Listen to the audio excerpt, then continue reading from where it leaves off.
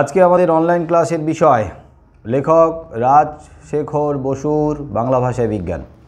গত সপ্তাহে আমরা আলোচনা করেছিলাম বাংলা ভাষায় বিজ্ঞানে লেখক পরিচিতি আর লেখকের এই বাংলা ভাষায় বিজ্ঞান নিয়ে ভাবনা চিন্তা। লেখক কি ভাবছেন, লেখক কি ভেবেছিলেন, কেন বাংলা ভাষায় বিজ্ঞান চর্চা করার বা বাংলা ভাষায় বিজ্ঞান বিষয়ক রচনার লেখার প্রয়োজন ছিল, সেগুলো নিয়ে আলোচনা করেছি। আজকের আলোচনা হবে বাংলা ভাষায় বিজ্ঞান এই প্রবন্ধের যে উপজীব্য বিষয়, মানে মূল যে আলোচ্য বিষয়, তাই নিয়ে আলোচনা হবে। বাংলা ভাষায় বিজ্ঞান এটা যেহেতু একটা বিজ্ঞান বিষয়ক প্রবন্ধ, তাই এই পাঠ্যাংশ থেকে, এই রচনাংশ থেকে তোমাদের পরীক্ষায় ভালো নম্বর ওঠার সম্ভাবনা আছে। আমাদের যতগুলো রচনাংশ আছে, যতগুলো পাঠ্যাংশ আছে, তার মধ্যে এই রচনাংশ থেকে রচনাধর্মী প্রশ্নের উত্তর যদি তোমরা এখান থেকে লেখো, মানে 5 নাম্বারের 5-এর মধ্যে 5 পাওয়ার সম্ভাবনা আছে। তার কারণ এটা বিজ্ঞান বিষয়ক রচনা, আর বিজ্ঞান বিষয়ক রচনার মধ্যে বাস্তবতা থাকে, বাস্তব যুক্তি থাকে, এবং একজন যারা খুব সুন্দরভাবে যুক্তি দিয়ে বিষয়টাকে উপস্থাপন করতে পারো বা পারবে। যাই হোক, আমি বলবো বাংলা ভাষায় বিজ্ঞান আর হারিয়ে যাওয়া কালিকলম এই দুটো প্রবন্ধ রচনাধর্মী প্রশ্নের ক্ষেত্রে অথবা থাকবে, মানে দুটো প্রবন্ধ থেকেই দুটো প্রশ্ন থাকবে, যে কোনো একটা লিখতে হবে। যদি পারা যায় বাংলা ভাষায় বিজ্ঞান থেকে অ্যাটেন্ড করতে পারো, তার কারণ বাংলা ভাষায় বিজ্ঞান থেকে খুব বেশি ব্রড কোশ্চেন তোমাদের তৈরি করতে হবে না। এখান থেকে দুটো রচনাধর্মী প্রশ্ন করলেই হয়তো কমন পাওয়ার সম্ভাবনা থাকে। আর হারিয়ে যাওয়া কালিকলম থেকে ওখানে অনেক বেশি ব্রড কোশ্চেন তৈরি করতে হয়। ওখানে আমরা অনেকগুলো কোশ্চেনের অ্যান্সার রেডি করে রেখেছিলাম, কিন্তু এখানে খুব বেশি না তৈরি করলেও হবে, দুটো তৈরি করলেই হয়ে যাবে। মেনলি একটাই হবে, কিন্তু ওই যে একটা উত্তর তৈরি করবে ওটাই ঘুরে ফিরে দুটো প্রশ্নের উত্তর হিসাবে তোমরা গুছিয়ে লিখতে পারবে, বানিয়ে লিখতে পারবে। বাংলা ভাষায় বিজ্ঞান রচনার প্রয়োজনীয়তা অনুভব করেছিলেন লেখক। বিশেষ করে তিনি উপলব্ধি করেছিলেন যে বাঙালি তথা ভারতীয়দের বিজ্ঞান সম্পর্কে একটা ন্যূনতম জ্ঞান, শিক্ষা বা ধারণা থাকা দরকার। আর সাধারণ মানুষ, বেশিরভাগ মানুষ তো সাধারণ মানুষ, এবং সেই সাধারণ মানুষ অন্য ভাষাতে ততখানি সাবলীল নয়, দক্ষ নয়, কিন্তু বাংলা ভাষাতে সাবলীল বা দক্ষ। বাংলা ভাষা তারা বোঝে, বাংলা ভাষা তারা জানে, বাংলাতেই কথা বলে। তাই বাংলা ভাষার মাধ্যমে যদি বিজ্ঞানকে সাধারণ মানুষের কাছে পৌঁছে দেওয়া যায়, তাহলে মানুষ সজাগ হবে, সচেতন হবে। মানুষের মধ্যে যে কুসংস্কার বা অন্ধবিশ্বাস তখনও পর্যন্ত দৃঢ়ভাবে প্রথিত ছিল, সেই জায়গা থেকে মানুষ বেরিয়ে আসতে সক্ষম হবে। আমরা জানি যে সংস্কারাচ্ছন্ন মনকে যদি সংস্কার মুক্ত করতে হয়, তাহলে একমাত্র শিক্ষার বা জ্ঞানের আলো দরকার। আর সেই শিক্ষা বা জ্ঞানের আলো সংস্কারের অন্ধকারকে দূর করার জন্য যে শিক্ষার আলো বা যে জ্ঞানের আলো যে বিষয় থেকে আসবে, সেটা হলো বিজ্ঞান। গত পরশুদিন, সম্ভবত পরশুদিন বা কালকের পেপারে দিয়েছিল, আনন্দবাজার পত্রিকা, আনন্দবাজার খবর কাগজ তোমরা কেউ নাও বাড়িতে? হ্যাঁ স্যার। তো কালকের খবরের কাগজে না পরশুদিন, তোমরা হয়তো দেখলেও দেখতে পারো, আমাকে একটু বলো দেখি, মনে করিয়ে দাও যে ওখানে বিজ্ঞানের উপরে একটা মানে বিজ্ঞান সম্পর্কে একটা প্রতিবেদন বেরিয়েছিল এবং সেই প্রতিবেদনটাতে খুব যুক্তিসঙ্গত বিষয়কে উপস্থাপন করা হয়েছে এবং সেটা হলো এই, আমি কিছুটা পড়তে পড়তে বন্ধ করে দিয়েছিলাম, আর সময় পাইনি, পরে দেখব বলে আর সময় হয়ে ওঠেনি। তো বিষয়টা হলো যে আমাদেরকে কোথাও না কোথাও একটা দীর্ঘকালের নিয়মের জালে বেঁধে ফেলা হয়েছে, আর আমরাও আমাদের অজান্তে সেই নিয়মের জালে আমরা বাধা পড়ে এগিয়ে চলেছি। যতই আমরা সংস্কারমুক্ত হওয়ার চেষ্টা করি না কেন, যতই আমরা বিজ্ঞানকে নিয়ে এগোই না কেন, যতই আমরা বিজ্ঞানের আলোয় আলোকিত হই না কেন, মানে আমরা আধুনিক হই না কেন, তবুও কিন্তু আমাদের পিছিয়ে রাখার মূলে কাজ করছে দীর্ঘকালীন নিয়ম রীতি বিধিবিধানের বেড়াজাল। এখনও পর্যন্ত আমরা সেই বিধিবিধান মানি। যেমন ধরো কোনো শুভ কাজ করতে গেলে আমরা পাঁজি দেখি, কি দেখি তো আমাদের আমাদের যারা বড়রা, বাড়ির যারা বড়রা,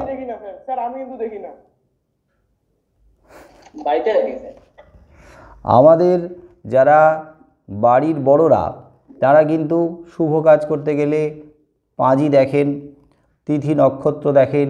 যারা পাঁজি দেখতে পারেন না, যারা তিথি নক্ষত্র দেখতে পারেন না বা বোঝেন না বা জানেন না, তারা কিন্তু নির্ভরশীল কাদের উপরে? ঠাকুরমশাইদের উপরে নির্ভরশীল, পুরোহিতের উপরে নির্ভরশীল, এবং তারা তিথি নক্ষত্র এই তারিখ দেখে দেখে একটা শুভ দিন শুভক্ষণ কিন্তু ঠিক করে দেয়। তারপরে আমরা সেই তারিখ, সেই দিনে, সেই সময়ে আমরা সেই শুভ কাজটা করি। কতখানি একটা ভুল ধারণার মধ্যে আমরা দীর্ঘকাল ধরে চলেছি, এখনও পর্যন্ত চলছি, এবং শুধু আমি নই, পুরো পৃথিবীটাই।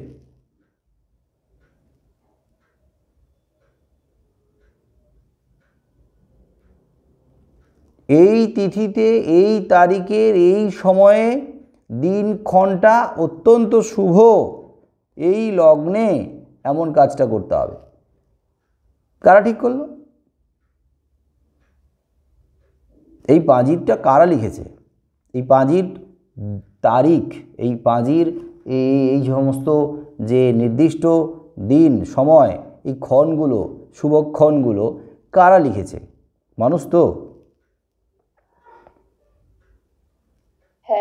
তো যারা লিখেছে তারা যদি মানুষ হন, তো তারা আজ থেকে এত মাস আগে সারা বছরের হিসেব নিকেশ করে দিনক্ষণ ঠিক করে রেখে দিলেন, এবং সেই দিনক্ষণ আমরা যদি নিষ্ঠা ভরে সেই দিনক্ষণে আমরা পালন করি, তাহলে আমাদের শুভ হবে। তাহলে তো প্রত্যেকটা পরিবারে প্রত্যেকটা মানুষই ওই শুভ দিন দেখেই সমস্ত শুভ কাজগুলো করে। তা সত্ত্বেও হাজার হাজার অশুভ হয় কি করে কাজ করার পরে? তার মানে মানুষের বিশ্বাস, আর ওই বিশ্বাসটা এমনভাবে আমাদের ভেতরে দৃঢ় হয়ে রয়েছে, আমরা ওখান থেকে সরে এসে আর ভাবতেই পারি না। এর আগেও বলেছিলাম যে আচার্য প্রফুল্লচন্দ্র রায় তার একটা লেখাতে লিখেছেন যে সূর্যগ্রহণ আর চন্দ্রগ্রহণ সম্পর্কে ছাত্রদেরকে যুক্তিসঙ্গত ব্যাখ্যা দেয়া গেল। ছাত্ররা শুনল, শিখল, বুঝল, কিন্তু যেই না সূর্যগ্রহণ চন্দ্রগ্রহণ হলো, অন্যান্যদের সঙ্গে রাস্তায় বেরিয়ে পড়ল, ঢাক ঢোল খোল করতাল সব নিয়ে, শঙ্খ ঘণ্টা। তার মানে কী দাঁড়ালো ব্যাপারটা? আমরা বিজ্ঞানের বিষয়ে শুনবো, বুঝবো সবই, কিন্তু সেটা হবে খাতায় কলমে, কিন্তু দীর্ঘকাল ধরে চলে আসা সেই ধারণাটাকে আমরা বয়ে বেড়াবো। আমরা আজও বয়ে বেড়াচ্ছি।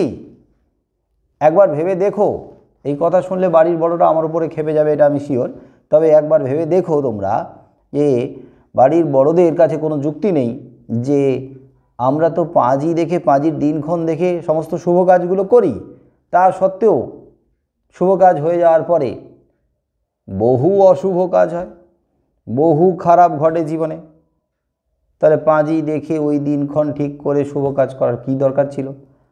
তার থেকে বাবা যখন আমাদের সময় হবে, যখন মনে হবে, তখনই আমরা একটা দিনে শুভ কাজটা করব। তার জন্য একটা শ্রেণীর উপর নির্ভরশীল হয়ে বসে থাকার কি দরকার? এ তো বহু কাল আগে থেকে চলে আসছে, আজও চলে আসছে, এর কোনো বদল নেই। কয়েকজন মিলে ঠিক করে দিল সারা বছর ধরে এই দিনগুলোতে, এই সময়গুলোতে এগুলো শুভ দিন, এর বাইরে গেলে অশুভ, এর বাইরে গেলে ভালো হবে না। বোঝো অবস্থা, কীভাবে ব্রেন ওয়াশ করে রেখেছে আমাদের। তো যাই হোক, এই সমস্ত ধারণা থেকে বেরিয়ে আসার জন্য আমাদের বিজ্ঞানের আলোটা দরকার। তবে বিজ্ঞানটাকে ওই নামমাত্র শেখা যেন না হয়। বিজ্ঞানকে শিখে সেটা জীবনে, সমাজ জীবনে, আমাদের জীবনে প্রয়োগ করতে যাতে পারি, তাহলে বিজ্ঞান শেখাটা সার্থক। তো যাই হোক, আমরা ইংরেজি ভাষা ভালো জানি না, ভালো বুঝি না, আমরা অন্য ভাষা ভালো বুঝি না, তা বলে কি আমরা বিজ্ঞান শিখব না? না বিজ্ঞান জানবো না?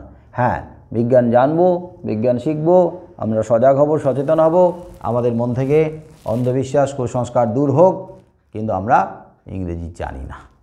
তাহলে বাংলা জানি, অতএব বিজ্ঞানটাকেই যদি ইংরেজি থেকে বাংলা ভাষাতেই লেখা হয়, তাহলে বিজ্ঞান বিষয়ক রচনা লেখা সম্পূর্ণ, এবং সাধারণ মানুষ বিজ্ঞান সম্পর্কে সজাগ হবে, সচেতন হবে, জানবে, ছড়িয়ে পড়ুক বিজ্ঞান এইভাবে মানুষের মাঝে, সর্বসাধারণের মাঝে।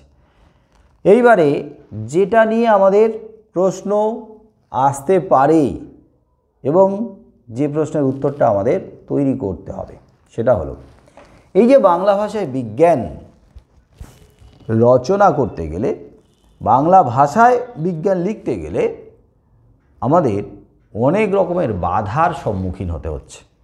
এই কাজটা কিন্তু বিশাল বড় কাজ, বিরাট বড় কর্মযজ্ঞ। তো আমাদেরকে পয়েন্ট করে করে মনে রাখতে হবে যে বাংলা ভাষায় যদি কোনো রচনা লেখো, বাংলা ভাষায় যদি কোনো প্রবন্ধ লেখো, বাংলা ভাষায় যদি কোনো সন্দর্ভ লেখো, প্রবন্ধের ক্ষুদ্র রূপ সন্দর্ভ, তো বাংলা ভাষাতেই যদি বিজ্ঞান বিষয়ক কোনো নিবন্ধ লেখো, তাহলে কি কি বাধার মুখোমুখি হতে পারে? শুধু লিখলেই তো হবে না, আমাদের মাথায় কতগুলো জিনিস রাখতে হবে যে আমরা যে বিষয়টা লিখছি, সেই বিষয়টা লেখার পরে সেটা আদৌ মানুষের কাছে গ্রহণযোগ্য হবে কিনা, সেটা মানুষ পড়তে পারবে কিনা, সেটা মানুষ পড়ে বুঝতে পারবে কিনা, জানতে পারবে কিনা, শিখতে পারবে কিনা, অনেকগুলো ব্যাপার মাথায় রাখতে হবে। শুধু লিখে গেলে হলো না। বাংলা ভাষায় বিজ্ঞান বিষয়ক রচনার কথা ছেড়েই দাও, যদি ভাবো কোনো রচনা, রচনা মানে প্রবন্ধ রচনার কথা বলছি না, যে কোনো গল্প হোক, কবিতা হোক, নাটক হোক, উপন্যাস হোক, প্রবন্ধ হোক, যাই হোক না কেন, তুমি একটা কিছু লিখতে চাইছো, তাহলে তোমাকে কি কিছু জিনিস মাথায় রাখতে হবে না? যে তুমি কাদের জন্য লিখছো, এটা তো তোমাকে মনে রাখতে হবে। যাদের জন্য লিখছো তারা তোমার লেখাটা আদৌ পড়তে পারবে কিনা, পড়লো তো ঠিক আছে, কিন্তু পড়ার পরে বুঝতে পারবে কিনা, বোঝার পরে সেটাকে বাস্তবে প্রয়োগ করতে পারবে কিনা, যাদের জন্য লিখছো তারা কি ধরনের পাঠক, সব ধরনের পাঠক কি তোমার লেখা পড়তে পারবে? বলো তো, যে কোনো লেখা কি সব ধরনের পাঠক পড়তে পারে? বলো।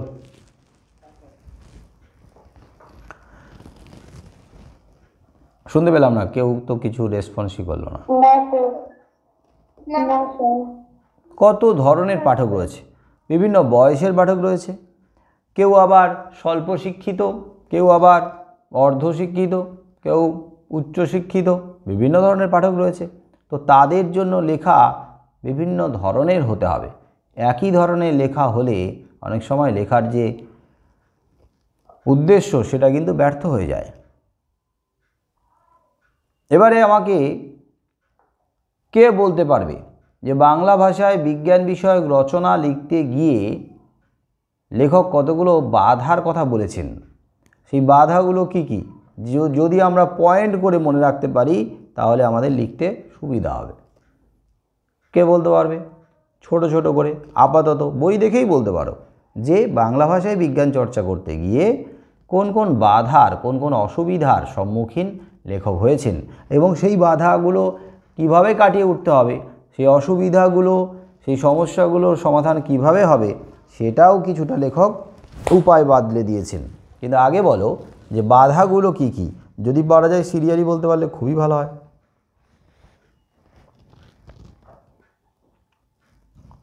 পারবে কেউ?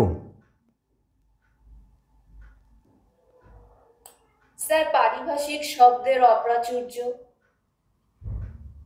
বাংলা পারিভাষিক শব্দ অপ্রাচুর্য। বাংলা পারিভাষিক শব্দের যথেষ্ট অভাব রয়েছে। ঠিক আছে, একটা পয়েন্ট, আমি আগে পয়েন্টগুলো শুনে নিই, তারপরে সেগুলো নিয়ে আলোচনা করছি। একটা পয়েন্ট হলো, একটা বাধার কথা বলা হলো, অসুবিধার কথা বলা হলো। এটা তোমরা সবাই মনে রাখবে, কিন্তু এটা আবার পরে আমি আবার জিজ্ঞেস করব, মনে না পড়লে আমাকে একটু মনে করিয়ে দিও। তাহলে পারিভাষিক শব্দের অভাব রয়েছে। এক, তোমরা যদি পারো, যাদের সামনে খাতা আছে তারা একটু পয়েন্টগুলো লিখে নাও, আর যাদের সামনে খাতা নেই দৌড়ে গিয়ে খাতা নিয়ে আসো। পারিভাষিক শব্দের অভাব। এবার বলো 2 নম্বর।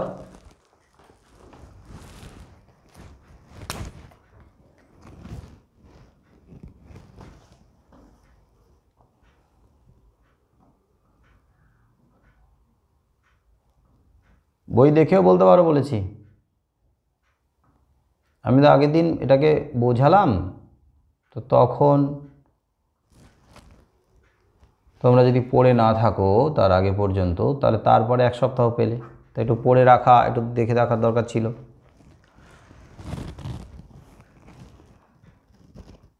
পয়েন্টগুলো অতজন আছিস তো, একটা করে পয়েন্ট বললেই তো পয়েন্টগুলো হয়ে যাবে একসঙ্গে। আমি হ্যাঁ সবগুলো বলতে বলিনি, একটা করে পয়েন্ট বলে এক একজন। বলো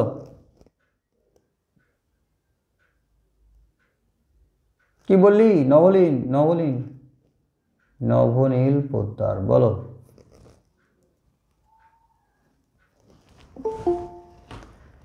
কি বললি বল। হ্যাঁ, লেখনের পদ্ধতি, তাই তো?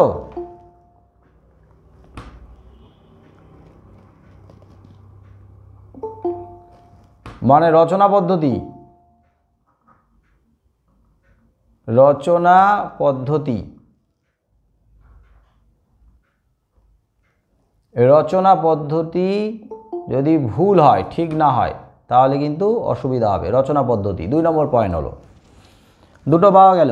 যারা এখন ঢুকলে, এখন জয়েন করলে, তাদের জন্য বলি, আমরা বাংলা ভাষায় বিজ্ঞান নিয়ে আলোচনা করছি এবং বাংলা ভাষায় বিজ্ঞানে প্রধানত যে প্রশ্নটা আসতে পারে সেই প্রশ্নটার পয়েন্টগুলো আমরা দুটো খুঁজে পেয়েছি। প্রশ্নটা ছিল এরকম যে বাংলা ভাষায় বিজ্ঞান বিষয়ক রচনা লিখতে গিয়ে লেখক কোন কোন বাধার মুখোমুখি হতে পারি বলে মনে করেছেন।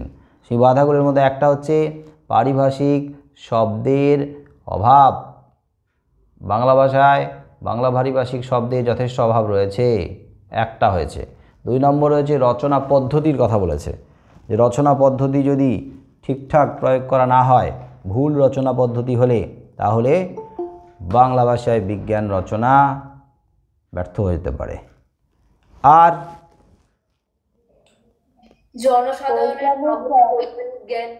জনসাধারণের কথা বলা হয়। হ্যাঁ, জনসাধারণ, আরেকবার বলো কি বললে? জনসাধারণের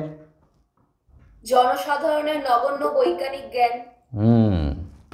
এটা হচ্ছে বৈজ্ঞানিক জ্ঞান, নগণ্য মানে বিজ্ঞান সম্পর্কে বৈজ্ঞানিক, দাঁড়াও লিখে নিই, বৈজ্ঞানিক, তোমরাও লিখে নিও কিন্তু পয়েন্টগুলো। বৈজ্ঞানিক জ্ঞান নগণ্য। দেখো ব্যাপারটা হচ্ছে যে সাধারণ মানুষের বা সর্বসাধারণের বা সবার যদি ন্যূনতম কমপক্ষে যে বিজ্ঞানের বিষয়ক জ্ঞান, বৈজ্ঞানিক জ্ঞানটা থাকা দরকার, সেটা যদি থাকে, তাহলে মানুষগুলোকে তাড়াতাড়ি সজাগ সচেতন করা যায়, বিজ্ঞান সম্পর্কে আরও জানান দেওয়া যায়। কিন্তু যদি ন্যূনতম কমপক্ষে মিনিমাম যেটুকু জ্ঞান থাকা কথা বিজ্ঞান বিষয়ে সেটা যদি নাই থাকে, তাহলে ওই বিজ্ঞান বিষয়ক রচনা লিখে তাদের সামনে উপস্থাপন করতে হলে বা করা গেলে তারা কিন্তু অসুবিধার মুখে পড়বে। মানে তাদেরকে আবার গোড়া থেকে নতুন করে শেখাতে হবে, ন্যূনতম বৈজ্ঞানিক জ্ঞানগুলো তাদের দিতে হবে, তারপরে আবার ওখান থেকে আবার নতুন জ্ঞান দিতে হবে। তাহলে বৈজ্ঞানিক জ্ঞান নগণ্য, এটা একটা বাধা। 3টে পয়েন্ট হলো। 4 নম্বর পয়েন্ট কে বলতে পারবে? স্যার লেখকের অল্পবিদ্যার সমস্যা। ও লেখকের অল্পবিদ্যা, হ্যাঁ, অল্পবিদ্যা ভয়ঙ্করী বলে একটা প্রবাদ এখানে আছে। অল্পবিদ্যা ভয়ঙ্করী, এটাও তোমরা পয়েন্ট করে নিতে পারো। পয়েন্ট করে না, অল্পবিদ্যা ভয়ঙ্করী। তার মানে যারা বিজ্ঞান বিষয়ক রচনা বা নিবন্ধ বা সন্দর্ভ লিখবেন, তারা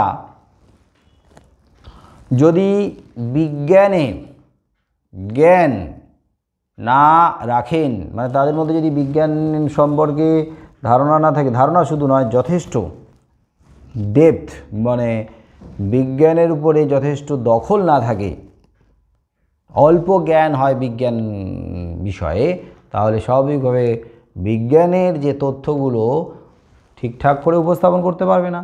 অনেক সময় ভুল তথ্য উপস্থাপিত হতে পারে, তাতে কী হবে? জনসাধারণ ভুল শিখবে বিজ্ঞান সম্পর্কে। তাহলে অল্পবিদ্যা ভয়ঙ্করী, মানে এটা অল্পবিদ্যা ভয়ঙ্করী কাদের কথা বলেছে? লেখকদের কথা বলেছে। লেখকদের জ্ঞান যদি বিজ্ঞানের কম হয়, তাহলে বিজ্ঞান বিষয়ক রচনা লিখতে গিয়ে সমস্যায় পড়তে হতে পারে। আচ্ছা, তাহলে কটা হলো? 4টে হলো। 5 নম্বর পয়েন্ট, ভাবনা ও প্রয়োগের পার্থক্য। হ্যাঁ, আর একটা ভাবনা, ভাবছি একরকম, ভাবনা ও প্রয়োগে পার্থক্য, প্রয়োগ করছি আর একভাবে। ভাবছে কোন ভাষায় ভাবছে? ইংরেজিতে। ইংরেজিতে ভাবছে, আর তাকে যখন বাংলায় লিখতে যাচ্ছে তখন ওই যে ভাষাগত ভাবনার কারণে, ভাষাগত পার্থক্যের কারণে ভাবনাতেও একটু এলোমেলো পার্থক্য তৈরি হয়ে যায়। আমরা বাঙালি, বাংলাতে আমাদের দখল রয়েছে, বাংলা নিয়ে আমরা পড়াশোনা করছি, বাংলা ভাষাতেই পড়াশোনা করছি, বিজ্ঞানগুলোও বাংলাতেই পড়াশোনা করছি, ছোট থেকেই বাংলায় কথা বলছি, বাংলাতেই ভাবছি, বাংলা খাচ্ছি, বাংলা, এটা আবার বাজে কথা হয়ে যায় বাংলা খাচ্ছি বললে, বাংলা নিয়ে ভাবছি। যাই হোক, তাহলে বাংলা নিয়েই পড়ছি, বাংলা নিয়ে ভাবছি, বাংলাতেই বলছি, আবার বাংলাতেই লিখছি। তাহলে আমাদের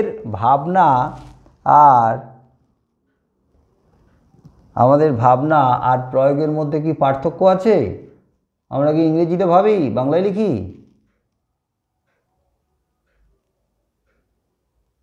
না স্যার। তাহলে আমরা বাংলাতেই ভাবি, বাংলাতেই লিখছি। তাহলে আমাদের ভাবনা আর প্রয়োগের মধ্যে পার্থক্য নেই। কিন্তু যারা ইংরেজিতে ভাবেন, এমন কিছু লেখক, ধরে নাও যারা বাংলা ভাষায় কোনো রচনা লিখছেন, তারা ইংরেজিতেই ভাবছেন, ইংরেজিতে তাদের ডেপথ আছে বেশি, কিন্তু তারা বাংলাতেই প্রকাশ করছেন। তাহলে ভাবনা আর প্রয়োগের মধ্যে পার্থক্যের কারণে অনেক সময় কী হয়ে যায় না, রচনার মধ্যে একটা এলোমেলো ব্যাপার প্রকাশ পায়। তাহলে 5 নম্বর পয়েন্ট হলো। 6 নম্বর বলো।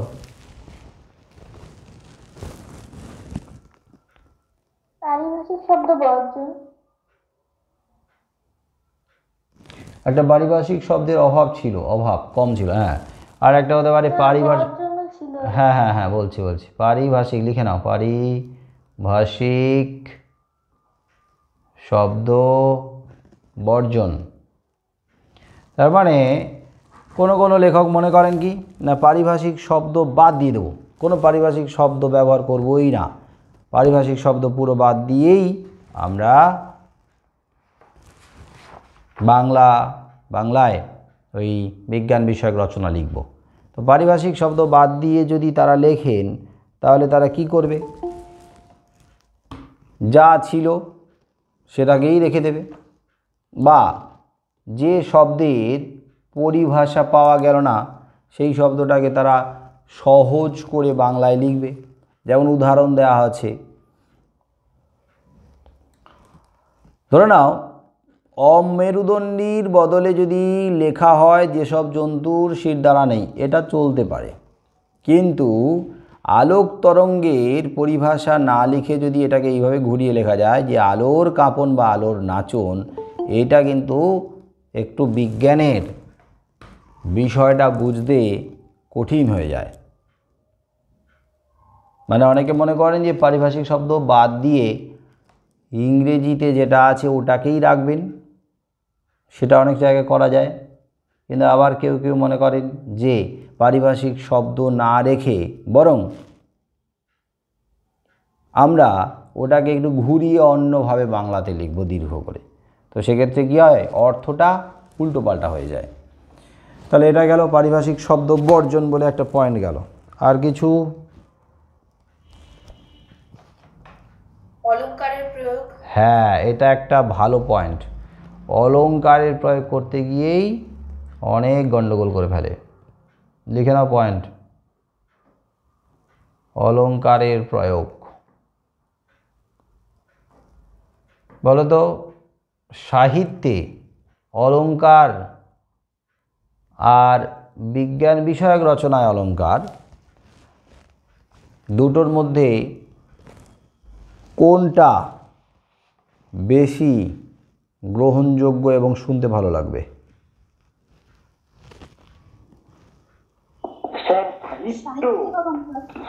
সাধারণ সাহিত্যের ক্ষেত্রে। সাধারণ সাহিত্যের ক্ষেত্রে আমরা যত অলংকার ব্যবহার করব তত সাহিত্যের মান আরও উৎকৃষ্ট হয়, উন্নত হয়। কিন্তু তার মানে সাধারণ সাহিত্যে আমরা যদি অলংকার ব্যবহার করি, সেই সমস্ত অলংকারের অন্তরালে অনেক ব্যঞ্জনা লুকিয়ে থাকে, গভীর ব্যঞ্জনা, তাৎপর্য থাকে, যেটাকে উদ্ঘাটন করাটাই সাহিত্যমোদী পাঠকদের এটাই হবে এক অর্থে চ্যালেঞ্জ। আমরা কত ভালো বুঝতে পারি, ব্যঞ্জনাটাকে খুঁজে পেতে পারি, ভাষার মধ্যে সাহিত্যের মধ্যে ডুবে গিয়ে সেখান থেকেই রত্ন তুলে নিয়ে আসতে পারি, এটা কিন্তু সাধারণ যে সাহিত্যের পাঠক তাদের সামনে এটা চ্যালেঞ্জ। আমরা গভীরভাবে ভাবি, সাহিত্যের মধ্যে এমন অনেক জিনিস লুকিয়ে থাকে যেগুলো আমাদের ভাবনা চিন্তাকে প্রসারিত করে। কিন্তু একে বিজ্ঞান, জটিল ব্যাপার, যুক্তিসঙ্গত, বাস্তবসম্মত, তার উপরে যদি সেটাকে সাহিত্যের বিভিন্ন অলংকার দিয়ে আরও জটিল করে দেওয়া হয়, তাহলে আর যার হোক আমার মতো ছাত্রের মাথায় তো ঢুকবেই না।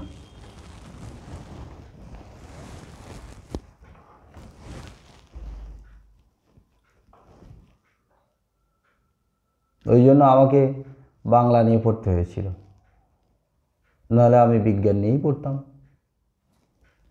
এক তো আমার মাথায় কিচ্ছু ঢোকে না, বাংলাটাও ঠিকঠাক ঢোকে না, তার উপরে বিজ্ঞানের জটিল ব্যাপার, তার উপরে সেই সমস্ত স্যারেদের সব চেহারা, সেই ভয়ঙ্কর ভয়ঙ্কর চেহারা, এক একটা শব্দ বেরোয় মুখ থেকে যেন মিসাইল, বুলেট বেরোচ্ছে। তো ওই ভয় আর বিজ্ঞান আমার মাথায় আর ঢোকেনি, সব তালগোল পাকিয়ে গেছে। তাহলে বলো, বিজ্ঞানের বিষয়টা সহজ করে উপস্থাপন করলে ভালো, না জটিল থেকে জটিলতর করতে থাকলে ভালো? সহজ থেকে সহজ করে যত সহজ থেকে আরও সহজ হবে ততই ভালো, কারণ বিজ্ঞান তো সহজ করে বোঝার জিনিস। তোমরা দেখবে যে বিজ্ঞানের বিষয়গুলো তো অনেকের কাছে জটিল লাগে, কিন্তু সেই জটিল বিষয়গুলোকে এমন অনেক টিচার আছেন তারা খুব সুন্দরভাবে অনেকটা গল্পের ছলে বুঝিয়ে দেন। একেবারে গল্পের মতো যখন বুঝে নিই তখন কিন্তু মাথায় গেঁথে যায় সারা জীবনের জন্য। তো তখনই বিজ্ঞানের প্রতি আমাদের আগ্রহটা, ইন্টারেস্টটা আরও বাড়ে। কিন্তু বিজ্ঞান এমনিতেই ভয় পাই, তার উপরে যদি আরও স্যারেরা দিদিমণিরা যদি ভয় দেখায়, বিজ্ঞান বিজ্ঞান নিয়ে পড়বি, তোর দ্বারা বিজ্ঞান হবে না। আরে বাবা, আমার দ্বারা কেন হবে না? আপনার দ্বারা যদি হয়ে থাকে তাহলে আমার দ্বারাও হবে। আপনিও মানুষ, আমিও মানুষ। আলাদা ব্রেন নিয়ে তো আপনি জন্মাননি, আমিও জন্মাইনি। সবাই একই রকম মাথা নিয়ে জন্মেছে। তারপরে এই পারিপার্শ্বিক পরিবেশ কারোর পক্ষে অনুকূল হয়েছে, কারোর কাছে প্রতিকূল হয়েছে। অনুকূল হয়েছে, গাইড পেয়েছে ঠিকঠাক করে, ছোট থেকে ভিতটা আরও মজবুত হয়েছে, তারপরে পরে আস্তে আস্তে বিজ্ঞানটা বুঝতে পারছে। কিন্তু যারা ওই গাইড পায়নি, তারা প্রতিকূল পরিস্থিতিতে বড় হচ্ছে, খেতে পাচ্ছে না, অভাব দারিদ্র্যের মধ্যে আছে, ঠিকমতো গাইড পাচ্ছে না, স্কুলে গাইড পাচ্ছে না, বাড়ির লোকজনও ঠিকমতো দেখাতে পারছে না, সারাক্ষণ ঝগড়াঝাটি, অশান্তি, কত বকাবকি, শাসন, ওই করে করে ব্রেনের 12টা বাজছে। তো মাথায় বিজ্ঞান ঢুকবে কী করে? তার উপরে যদি ছাত্রছাত্রীরা বলে না আমি বিজ্ঞান নিয়ে পড়ব, আরও ভয় দেখিয়ে দেয়। কোথায় ভয়টাকে কাটিয়ে দেবে? হ্যাঁ, বিজ্ঞান নিয়ে তোর দ্বারা পড়া সম্ভব, তোমরাই বিজ্ঞান নিয়ে পড়তে পারবে। বিজ্ঞানের মধ্যে আছেটা কি? কিছুই নেই বিজ্ঞানের মধ্যে। লজিক আছে, যুক্তি আছে, মাথা খাটাও, সেখান থেকে আনন্দটা খুঁজে পাও, দেখবে নিজেই আরও ইন্টারেস্ট পাবে। কিন্তু কোনো টিচারের কখনোই উচিত নয় কোনো ছাত্রছাত্রীকে হতোদ্যম করা, মানে হতাশ করে দেওয়া, আরও ভয় দেখিয়ে দেওয়া। এটা তো তোমরা মানবে যে কোনো সাবজেক্ট কঠিন যদি মনে হয়, আরও কঠিন কখন হয় সেটা ডিপেন্ড করে কিন্তু অনেকটা টিচারের উপরে। তিনি কত সহজ করে দিচ্ছেন না আরও তিনি জটিল করে দিচ্ছেন, সেটার উপরে কিন্তু তোমাদের মনের মধ্যে ওই সাবজেক্টটার প্রতি ভীতি তৈরি হয়ে যায়। কি ঠিক বললাম না ভুল বললাম?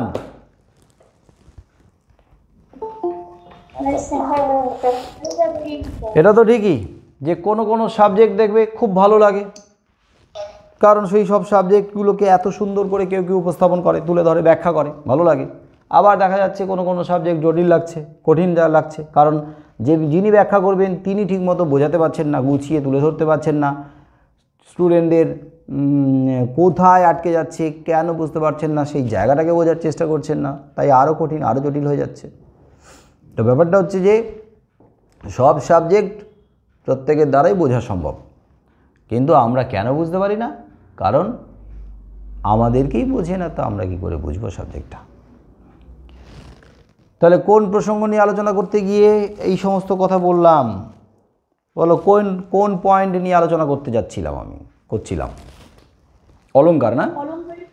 হ্যাঁ, অলংকার, আলংকারিক শব্দ, বিভিন্ন অলংকারের কথা আছে, ব্যাকরণের অলংকারের কথা আছে। এই অলংকারের মধ্যে আছে রূপক আছে, উপমা আছে, তারপরে হচ্ছে অভিধা, লক্ষণা, ব্যঞ্জনা, এই সমস্ত অলংকার আছে। আর এই অলংকারগুলো কি করে না বিষয়টাকে আরও জটিল করে দেয়, কারণ অলংকারের ভেতরে আবার অনেক অর্থ লুকিয়ে থাকে। এমনিতেই বিজ্ঞান, তার উপরেই যদি ভাষায় অলংকার প্রয়োগ করে আরও জটিল করে দেওয়া যায়, তাহলে মাথার মধ্যে আর বিজ্ঞান ঢুকবে না। তাই লেখক বলেছেন যে যত অলংকার বর্জন করা যায় ততই ভালো বিজ্ঞান বিষয়ক রচনার ক্ষেত্রে। সাধারণ সাহিত্যের ক্ষেত্রে অলংকার প্রয়োগ করো, সেটা মান বাড়ায়, কিন্তু বিজ্ঞান বিষয়ক রচনার ক্ষেত্রে অলংকার খুব বেশি প্রয়োগ না করাই ভালো। বলছেন উপমার কিছু প্রয়োজন হতে পারে, কিছু উপমা দাও, ঠিক আছে, চলবে, কিন্তু রূপক মাঝে মাঝে চলতে পারে, কিন্তু আর অন্যান্য অলংকার একদম বাদ। উদাহরণ হিসেবে কালিদাসের কথা বলেছেন। কালিদাসের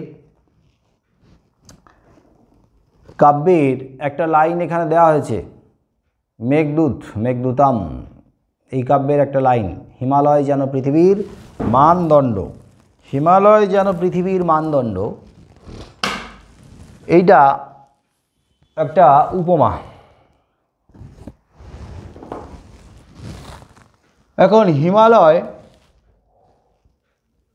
পৃথিবীর মানদণ্ড, এই কথাটা ভূগোলে যদি প্রয়োগ করা যায় তাহলে সেটা ততখানি যুক্তিসঙ্গত নয়।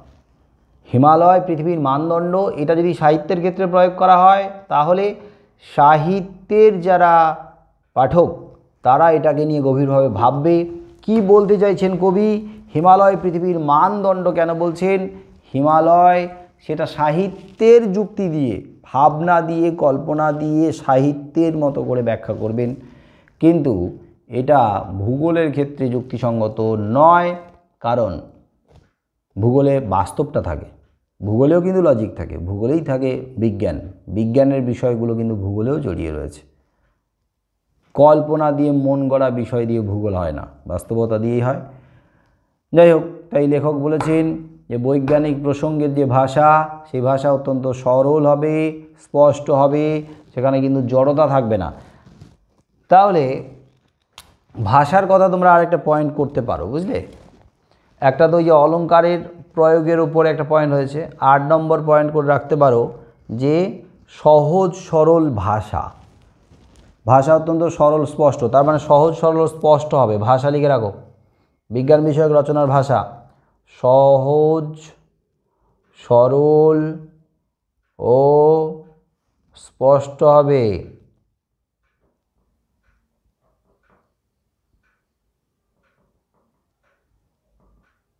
আচ্ছা, এখানে ভাষা নিয়ে আর একটা পয়েন্ট আছে, সেটা আগের দিকে আছে। সেটা কি না, হুবহু বা আক্ষরিক অনুবাদ হবে না, তার মানে ভাষা কিন্তু আড়ষ্ট হবে না, তার মানে স্পষ্ট হবে। তবে ইংরেজির আক্ষরিক অনুবাদ হবে না। ইংরেজিতে যা লেখা আছে আমি যদি মনে করি ইংরেজি থেকে কপি করব, ইংরেজি থেকে লিখব, ইংরেজিতে যা লেখা আছে সেখান থেকে আমি লিখে বাংলায় যারা অভ্যস্ত সেই সব পাঠকের সামনে রাখবো। ইংরেজিতে যা লেখা আছে সেই লেখাটাকেই যদি আমরা হুবহু লিখি, মানে কপি করি, তাহলে ওটাকে কি বলা যাবে? যে মাছি মারা নকল। তার মানে রচনা যেন আক্ষরিক অনুবাদ না হয়। মাছি মারা নকলের একটা গল্প জানিস? ব্যাংকের কর্মী তো। বল গল্পটা বল শুনি। মাছি মারা নকল, মাছি মারা কেরানি নকল করছে, বল। ওই যে ওর ব্যাংকের ম্যানেজার বলেছিল যে একটা মানে কোন একটা ফাইল পুরো কপি করতে হবে, একটু এদিক ওদিক হলেই মানে চাকরি চলে যাবে। তো একটা করছে, তো একটা পেজ খুলে দেখে যে ওর মধ্যে একটা মাছি মানে চাপটা হয়ে পড়ে মানে মরে আছে। তো এবার ওকে তো পুরো পাই টু পাই কপি করতে হয়েছে, তাই জন্য একটা পাশে মাছি মেরেই চাপটা করে মরে দিয়ে দিই। হ্যাঁ, ঠিক যে জায়গাটাতেই মাছি ছিল মরা অবস্থায়, ঠিক মাছি একটা ধরে মেরে ওই জায়গাতে, বইয়ের ওই জায়গাতে যেখানে মাছি ছিল ওই রকম জায়গাতেই ধরো ছিল, এখানে রেখে নিজের খাতাতে হয়ে গেল। একে বলে মাছি মারা নকল। মাছি মারা নকল, মাছি মারা কেরানি মাছি মারা নকল করছে। মাছি মারা নকল মানে এটা একটা প্রবাদ। এর মানে কি দাঁড়ালো, অর্থ কি? হুবহু নকল, নিজের মাথা না খাটিয়ে, নিজের চিন্তাধারাকে প্রয়োগ না করে, নিজের চিন্তা চেতনা চিন্তাধারাকে প্রয়োগ না করে যা আছে তাকেই নকল করা, হুবহু নকল। এরকম করলে কি হবে? এরকম করলে তোমার যে নিজস্বতা সেটা আর থাকলো না, তুমি যে তুমি, তোমার অস্তিত্বই থাকলো না। তোমাকে কি হতে হলো? অন্যের দ্বারা চালিত হতে হলো। অন্য তোমাকে চালিত করছে, তুমি সেই মতো চালিত হচ্ছ, তোমার নিজস্বতা কিছুই নেই। মাছি মারা নকল। আর ইংরেজি ভাষা থেকে যদি এরকম হুবহু মাছি মারা নকলের মতো আক্ষরিক অনুবাদ করে দেওয়া হয়, তাহলে বাংলায় তোমরা তো নিজেরাই জানো যে ইংরেজি যে লাইন, সেই লাইনটাকে যদি হুবহু ওই রকমভাবে বাংলায় লেখা হয় তাহলে ওর অর্থ কিন্তু পরিবর্তিত হয়ে যায়, চেঞ্জ হয়ে যায়, হয় না অনেক সময়? অনেক সময় চেঞ্জ হয়ে যায় কিন্তু। এই জন্য মাছি মারা নকল করা যাবে না বাংলা ভাষায় বিজ্ঞান রচনা করতে গিয়ে। উদাহরণ হিসেবে এখানে দুটো ইংরেজি লাইনের হুবহু অনুবাদ করে বোঝানো হয়েছে। আচ্ছা, বলিউডের কি একটা সিনেমা আছে না? বলিউডের না সাউথের? তামিল সিনেমা মেশিন বলে একটা সিনেমা আছে না? হ্যাঁ স্যার, এটা হচ্ছে সাউথে। সাউথের না? গেছেন। হ্যাঁ। হ্যাঁ, মেশিন সিনেমাটা দেখেছিস? হুম। তো বাবা যা ইনস্ট্রাকশন দিয়েছে ওটা কি ছেলেটাকে মেশিন বানিয়ে ফেলেছে, ওটা মেশিন। তো মেশিনকে যা ইনস্ট্রাকশন দেওয়া হয়, যেভাবে চালিত করা হয় সেভাবেই কাজ করে, যন্ত্র না। রোবট রোবট মানে রোবটের মতো। হ্যাঁ, রোবটের মতো। তো শেষ পর্যন্ত কি হলো, বাবা যখন মারা গেল তখন ও তো ইনস্ট্রাকশন কমান্ডের জন্য বসে রয়েছে, কোনো কমান্ড করছে না, ইনস্ট্রাকশন দিচ্ছে না, তাহলে ওর আর কোনো অস্তিত্বই থাকলো না। ও এতদিন ধরে তার বাবার কমান্ডে, বাবার নির্দেশে চালিত হয়ে এসছে। খুব সুন্দর সিনেমাটা কিন্তু, মানে এটা আইডিয়াটা, স্টোরিটার কথা বলছি। তো এখানে ওই যে হুবহু নকল, হুবহু অনুবাদের কথা বলতে গিয়ে দুটো লাইনের কথা এখানে তুলে ধরা হয়েছে। একটা হচ্ছে the atomic engine has not even reached the blue print stage. এটা আর হুবহু বাংলা করলে এটা দাঁড়ায় পরমাণু ইঞ্জিন নীল চিত্রের অবস্থাতে পৌঁছয়নি। কি বুঝবে বাংলায় যারা বিজ্ঞান শিখতে চাইছে তারা কি বুঝবে? পরমাণু ইঞ্জিন নীল চিত্রের অবস্থাতেও পৌঁছায়নি, নীল চিত্রের অবস্থাতে পৌঁছায়নি। তাহলে এইরকমভাবে যদি লেখা হয় তাহলে এই লেখাটা বাংলা ভাষায় প্রকৃতি বিরুদ্ধ। বাংলা ভাষার যে একটা নিজস্ব পদ্ধতি আছে, তার যে একটা প্রকৃতি আছে, তার বিরুদ্ধে যাচ্ছে। তার থেকে একটু ঘুরিয়ে যদি লেখা হয়, ইংরেজিকে হুবহু অনুবাদ না করে একটু ঘুরিয়ে যদি লেখা হয় তাহলে অর্থ সরল হয়। সেই অর্থটা কীরকম না, পরমাণু ইঞ্জিনের নকশা পর্যন্ত এখনও প্রস্তুত হয়নি। তাহলে মানুষ বুঝতে পারলো, আমিও বুঝতে পারলাম, আমার মতো একবারে বিজ্ঞানের কাঁচা, বিজ্ঞান মাথায় ঢোকে না, আমার মতো ছাত্র বুঝতে পারলো পরমাণু ইঞ্জিনের নকশা পর্যন্ত এখনও প্রস্তুত হয়নি, বুঝতে পারলাম। কিন্তু পরমাণু ইঞ্জিন নীল চিত্রের অবস্থাতে পৌঁছেনি, এর ছাতা মাথামুন্ডু কিছুই আমি বুঝিনি। আবার আরেকটা line, when sulphur burns in air the nitrogen does not take part in the reaction. এর হুবহু অনুবাদ করা হয়েছে এই বলে, যখন গন্ধক হাওয়ায় পড়ে তখন নাইট্রোজেন প্রতিক্রিয়ায় অংশগ্রহণ করে না। তোমরা বুঝতে পারছো নাইট্রোজেন প্রতিক্রিয়ায় অংশগ্রহণ করে না, এর মানেটা কি। কিন্তু এটা যদি আরও সহজ করা যায় এইভাবে, যে যখন গন্ধক হাওয়ায় পড়ে তখন নাইট্রোজেনের কোনো পরিবর্তন হয় না, এটা কিন্তু ব্যাপারটা অনেক সহজ, অনেক ইজিলি বুঝতে পারা গেল। তাহলে এইভাবে বাংলাতে যদি একটু ঘুরিয়ে লেখা যায় তাহলে হুবহু অনুবাদ না হয়ে বাংলা ভাষায় যারা পড়ছে বিজ্ঞান বিষয়ক রচনা তাদের ক্ষেত্রে বোধগম্য হয়। এছাড়া একটা বড় বাধা, সেটা হচ্ছে পাঠক। এই পাঠকের পয়েন্টটা কি আমরা বলেছি?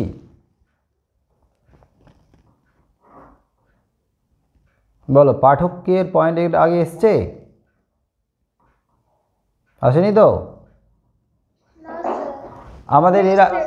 আমাদের এরকম পয়েন্ট এসছিল যে হ্যাঁ স্যার আসছে তো জনসাধারণের নগণ্য বৈজ্ঞানিক জ্ঞান। হ্যাঁ, জনসাধারণের নগণ্য বৈজ্ঞানিক জ্ঞান, এটা আসবে, এটা একটা পয়েন্ট। কিন্তু পাঠককে যদি আমরা লিখি তাহলে কী হবে? তাহলে এটা একটা অন্যভাবে বিষয়টাকে আমাদের সবিস্তারে ব্যাখ্যা করা যেতে পারে, যে পাঠক হচ্ছে বিভিন্ন ধরনের পাঠক। একটা হচ্ছে যদি বলি আমরা যে সব পাঠকের সামান্য জ্ঞান আছে বিজ্ঞান বিষয়ে, তাহলে এক ধরনের সমস্যা, আর সেই সমস্যার সমাধান করাটা সহজও। কিন্তু পাঠক যদি বিভিন্ন ধরনের হয় তাহলে সমাধান কিন্তু কঠিন হয়ে যায়, সমস্যা তো অনেক। পাঠক যদি বিভিন্ন ধরনের হয়, দেখো আমাদের প্রবন্ধের প্রথমেই বিভিন্ন ধরনের পাঠক সম্পর্কে বলা হয়েছে। প্রধানত দুই শ্রেণীর পাঠকের কথা বলা হয়েছে। এক শ্রেণীর পাঠক, প্রথম শ্রেণী, যারা ইংরেজি জানে না বা অতি অল্প জানে, এদেরকে নিয়ে খুব চিন্তার। এদের মধ্যে অল্প বয়স্ক ছেলে মেয়ে আছে আর অল্প শিক্ষিত বয়স্ক লোক আছে। আর দ্বিতীয় শ্রেণীর মধ্যে পড়ছে কারা? দ্বিতীয় শ্রেণীর মধ্যে পড়ছে যারা ইংরেজি জানে এবং ইংরেজি ভাষায় অল্পাধিক বিজ্ঞান পড়েছে। এক হচ্ছে জনসাধারণের বিজ্ঞান বিষয়ে অল্প জ্ঞান, এটা একটা আলাদা পয়েন্ট। কিন্তু এই পয়েন্টটা আমরা এভাবে লিখতে পারি যে বিভিন্ন ধরনের পাঠক হলে বিজ্ঞান বিষয়ক রচনা বাংলা ভাষায় লেখা কাজটা কিন্তু কঠিন। বিভিন্ন ধরনের পাঠকের জন্য তোমাকে তাহলে কী করতে হবে? বিভিন্নভাবেই লিখতে হবে। একটা লেখা সব একই ধরনের পাঠক থাকলে তাদের জন্য লিখলাম, কষ্ট কম, মাথা অল্প খাটালাম, তাদেরকে ঠিকঠাক করে শিখিয়ে দিলাম। কিন্তু পাঠক যদি ভিন্ন ভিন্ন হয় তাহলে লেখকের খুব চাপ, লেখককে অনেক ভাবতে হয়, অনেক চিন্তা করতে হয়, তাহলে কীভাবে লিখব, সে বিভিন্ন ধরনের পাঠকের জন্য লেখা কী রকম ভিন্ন ভিন্ন হবে কি না, নাকি এমনভাবে লিখব যাতে বিভিন্ন ধরনের পাঠকও পড়তে পারবে। তার মানে তোমরা এই দুটোকে আলাদা আলাদা পয়েন্ট করে দাও, তাহলে 10টা পয়েন্ট করতে পারবে। আমি আরেকবার এই পয়েন্টগুলো পড়ে যাচ্ছি, যারা লেখনি লিখে নাও, যারা লিখেছো মিলিয়ে নাও। পারিভাষিক শব্দের অভাব 1, রচনা পদ্ধতি যদি ঠিকঠাক প্রয়োগ করা না হয় তাহলে কিন্তু বাধা আসে। বৈজ্ঞানিক জ্ঞান, ওই যে জনসাধারণের বৈজ্ঞানিক জ্ঞান নগণ্য, বেশিরভাগ জনসাধারণের বৈজ্ঞানিক জ্ঞান নগণ্য। অল্পবিদ্যা ভয়ঙ্করী, মানে লেখকেরা বিজ্ঞান বিষয়ক রচনা লিখবে, বিজ্ঞানের জ্ঞান তাদের অনেক কম থাকে অনেক সময়। ভাবনা ও প্রয়োগে পার্থক্য, ভাবে ইংরেজিতে, প্রয়োগ করছে বাংলাতে, পার্থক্য থাকার কারণে লেখা ব্যর্থ হয়। পারিভাষিক শব্দ বর্জন, পারিভাষিক শব্দ, অনেকে ভাবেন যে পারিভাষিক শব্দ বাদ দেব, বাদ দিতে গিয়ে দেখা যাচ্ছে লেখার মানটা নেমে যাচ্ছে, জড়তা বেশি হয়ে যাচ্ছে, আড়ষ্ট ভাব চলে আসছে। পারিভাষিক শব্দ পুরোপুরি বাদ দেওয়া যায় না, কিছু ক্ষেত্রে বাদ দিতে হবে, কিছু ক্ষেত্রে প্রয়োগ করতে হবে, কিছু আবার ইংরেজি শব্দের একটু অন্যভাবে ঘুরিয়ে অর্থটা লিখতে হবে। অলঙ্কারের প্রয়োগ, অলঙ্কার প্রয়োগ করলে কিন্তু জটিল হয়ে যায়, তবে শুধুমাত্র ওই উপমা আর রূপকের কথা বলা হয়েছে, যা সামান্য প্রয়োগ করা যেতে পারে, কিন্তু অন্যান্য অলঙ্কার আর প্রয়োগ করা যাবে না, তাতে জটিল হয়ে যায়। সহজ, সরল ও স্পষ্ট হতে হবে লেখাটা হতে হবে সহজ, সরল, স্পষ্ট। আবার একটা আলাদা করে বলতে হবে যে রচনা পদ্ধতি যেন একদম আক্ষরিক অনুবাদ না হয়ে যায় ইংরেজির। আর পাঠক, 2 শ্রেণীর পাঠক সম্পর্কে, এই পাঠকের পয়েন্টটাকে পারলে সবার আগে আলোচনা করবে, কারণ রচনার শুরুতেই পাঠক সম্পর্কে বলা হয়েছে।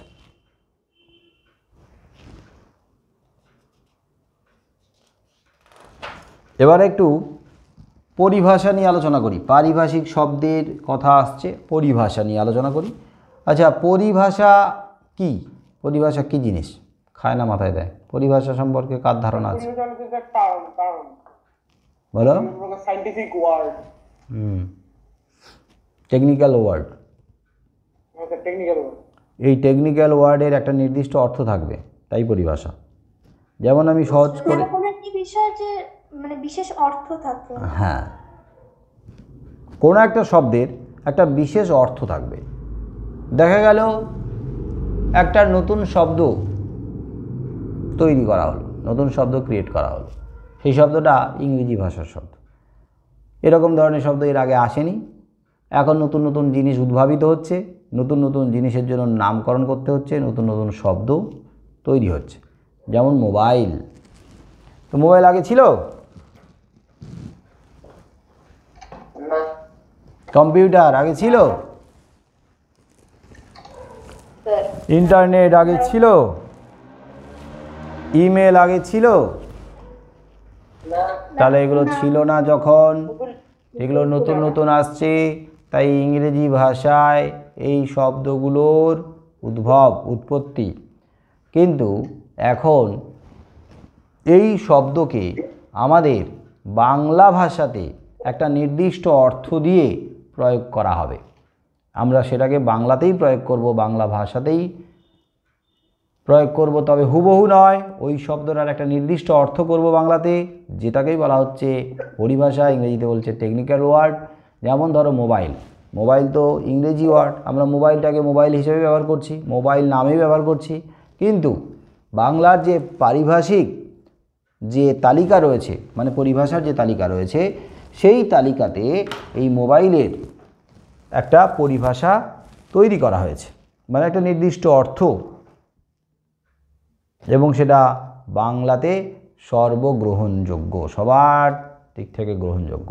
বলো মোবাইলের বাংলা কি, মানে পরিভাষা কি? বাংলা না পরিভাষা কি? দূরভাষ। সে তো টেলিফোন।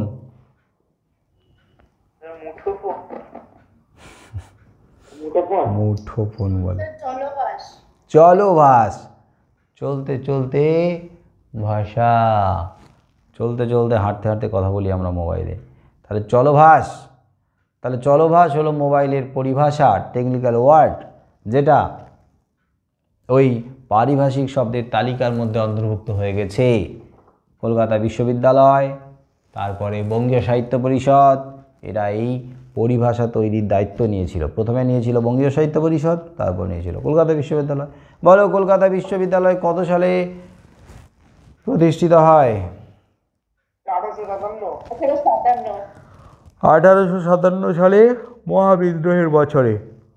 তবে কলকাতা বিশ্ববিদ্যালয় গড়ে ওঠার আগে বাংলায় বঙ্গীয় সাহিত্য পরিষদ গড়ে ওঠে কত সালে?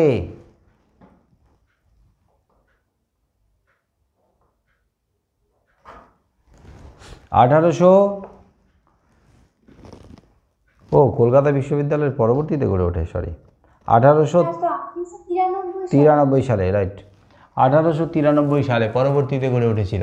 কিন্তু পরিভাষা রচনার দায়িত্ব প্রথম নিয়েছিল কলকাতা বিশ্ববিদ্যালয় নয়, বঙ্গীয় সাহিত্য পরিষদ। তাহলে 1893 সালে গড়ে উঠেছিল বঙ্গীয় সাহিত্য পরিষদ, যেখান থেকে বিভিন্ন রচনা, বিভিন্ন সাহিত্য প্রকাশ করা হতো। অনুবাদ ধর্মীয় হতো, আবার মৌলিক রচনাও ছিল। এবং বঙ্গীয় সাহিত্য পরিষদের দায়িত্ব ছিল যেখানে যত এই বাংলা ভাষার যে সাহিত্য, পুরনো প্রাচীন সাহিত্য ছড়িয়ে ছিটিয়ে রয়েছে, সেগুলোকে সংগ্রহ করা, উদ্ধার করা, এটাও ছিল দায়িত্ব।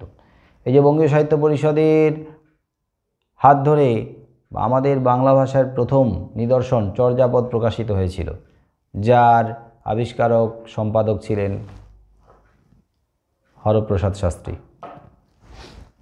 তাহলে 1893 খ্রিস্টাব্দে বঙ্গীয় সাহিত্য পরিষদ, তখন এই বঙ্গীয় সাহিত্য পরিষদের নাম ছিল, ইংরেজিতে নাম দেওয়া ছিল, বলো কে পারবে?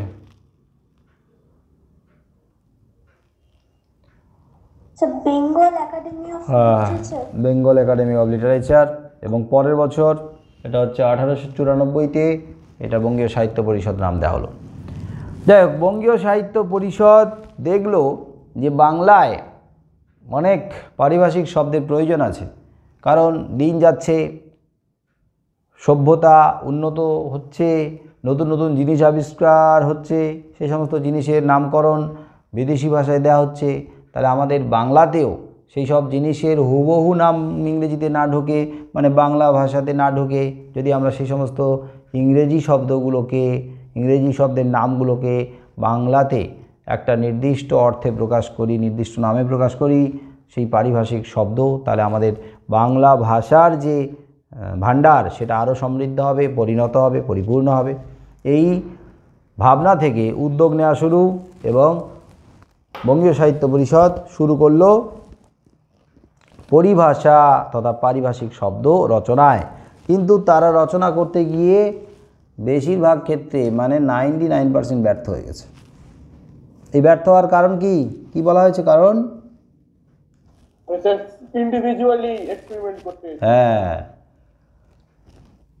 একটা শব্দকে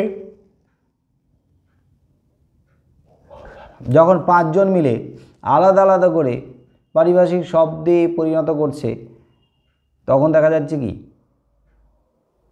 5 রকমের পরিভাষা হচ্ছে একটা শব্দের, এবং তাতে সবথেকে বেশি ক্ষতিগ্রস্ত হচ্ছে, বিভ্রান্ত হচ্ছে কারা? পাঠক, সাধারণ মানুষ, তার উপরে চাপিয়ে দেওয়া হচ্ছে। আলাদা আলাদা করে যখন কোনো কারোর সঙ্গে কোনো আলোচনা নেই, কিছু নেই, নিজেরা বসে যে যার মতো করে পারিভাষিক শব্দ বলছে, তখনই একটা শব্দের বিভিন্ন পরিভাষা তৈরি হচ্ছে। এই কারণে বঙ্গীয় সাহিত্য পরিষদের যে উদ্যোগ, সেটা এক অর্থে ব্যর্থ হয়ে গিয়েছিল। কিন্তু পরবর্তীকালে 1936 খ্রিস্টাব্দে এই বঙ্গীয় সাহিত্য পরিষদের অসম্পূর্ণ কাজটাকে সম্পূর্ণ করে অনেকটাই সাফল্য পেয়েছিল কলকাতা বিশ্ববিদ্যালয়। কলকাতা বিশ্ববিদ্যালয় সাফল্য পাওয়ার পেছনে কারণ হচ্ছে, সবাইকে এক জায়গায় বসিয়েছে, একসঙ্গে আলাপ আলোচনা করার পরে সিদ্ধান্তে পৌঁছচ্ছে, তাই একটা শব্দের একটা পরিভাষা তৈরি হচ্ছে। এবং তারা যাদেরকে এই কাজে ইনভলভ করেছিল, অংশগ্রহণ করেছিলেন যারা, তাদের মধ্যে কারা রয়েছে? না, বিজ্ঞানের অধ্যাপক রয়েছে। বলো, বিজ্ঞান বিষয়ক রচনা লিখছে, তাহলে বিজ্ঞানের অধ্যাপক বা বিজ্ঞান সম্পর্কে যার দখল আছে সেই শিক্ষক সেই অধ্যাপকদের দরকার আছে কি না এই টিমে? হ্যাঁ দরকার আছে। দরকার আছে। ভালো কাজ করেছে, বিজ্ঞানের অধ্যাপককে যোগ যোগ দিয়েছিল, বিজ্ঞানের অধ্যাপককে এখানে রেখেছিলেন। ভাষা তত্ত্বজ্ঞকে রাখা আছে, ভাষা তত্ত্বজ্ঞ যার বিজ্ঞান বিষয়ক রচনা লিখছে, তাহলে ভাষা নিয়ে যাদের দখল আছে, ভাষা নিয়ে যাদের জ্ঞান আছে, সেই সমস্ত ভাষা তত্ত্বজ্ঞদেরকে, ভাষাবিদদেরকে রাখা হয়েছে। এটা একটা ভালো উদ্যোগ। তারপরে আছে সংস্কৃত পণ্ডিত, কারণ সংস্কৃতজ্ঞ পণ্ডিত কী করবে? আমাদের বাংলা ভাষার যে মূল, তার বেশিরভাগই কিন্তু সংস্কৃত থেকে আসা, তাই সংস্কৃতের সঙ্গে আমাদের বাংলা ভাষার ব্যাকরণটাও জড়িয়ে আছে, ধাতুরূপ শব্দরূপ। তাহলে একটা শব্দ যদি গঠন করতে হয় তাহলে সংস্কৃতজ্ঞ পণ্ডিত লাগবে। সংস্কৃতে যাদের দখল আছে তাদের দরকার। আর দরকার কারা? যারা লিখবে, কয়েকজন লেখক। তাহলে লেখক, অধ্যাপক, ভাষাতত্ত্বজ্ঞ এবং সংস্কৃত পণ্ডিত সবাই মিলে একযোগে কাজ করেছিল, একসাথে বসে কাজ করেছিল। তার ফলে কি হয়েছে? এটা অনেক বেশি সফল হয়েছে। তার মানে আগে যেমন বঙ্গীয় সাহিত্য পরিষদের কারণে সবথেকে ভুগেছিল কারা? পাঠক, সাধারণ মানুষ। এক্ষেত্রে দেখা গেল পাঠকরা কিন্তু উপকৃত হলো, লাভবান হলো, বিভ্রান্ত হতে হলো না তাদের। তোমরা নিজেরাই বুঝতে পারছো, তোমাদের এই অভিজ্ঞতা আছে। প্রজেক্টের ক্ষেত্রে অনেক সময় এই অভিজ্ঞতা তোমরা নিয়েছো। দেখা গেল তোমাদেরকে যদি একটা প্রজেক্ট দেয়া হয় এবং যারা প্রজেক্ট দিচ্ছে, যে সাবজেক্টে টিচাররা প্রজেক্ট দিচ্ছে, তারা যদি আগে এক জায়গায় বসে সবাই মিলে সিদ্ধান্ত নিয়ে সমস্ত সেকশানের জন্য একই প্রজেক্ট করে ছাত্রছাত্রীদেরকে দেয়, তাহলে ছাত্রছাত্রীরা লাভবান হবে না ক্ষতিগ্রস্ত হবে? কি মনে হয়?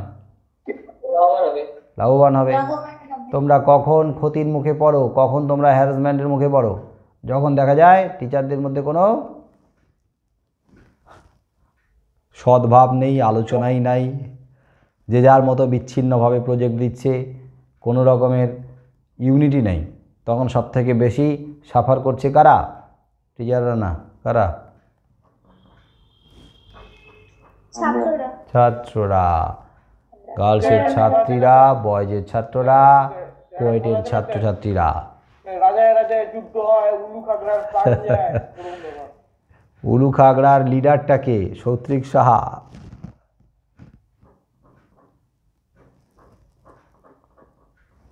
রাজায় রাজায় যুদ্ধ হয়, উলু খাগড়ার প্রাণ যায়। উলু খাগড়ার লিডার কি? সৌত্রিক সাহা। আওয়াজ তুলতে হবে তো, হোক কলরব, হোক প্রতিবাদ, তোলো আওয়াজ, উড়িয়ে দাও, ভেঙে চুরমার করে দাও।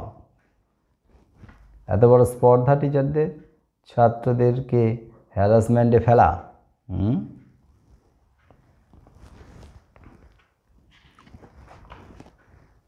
তাহলে ব্যাপারটা দাঁড়ালো, অল্পবিদ্যা ভয়ঙ্করী।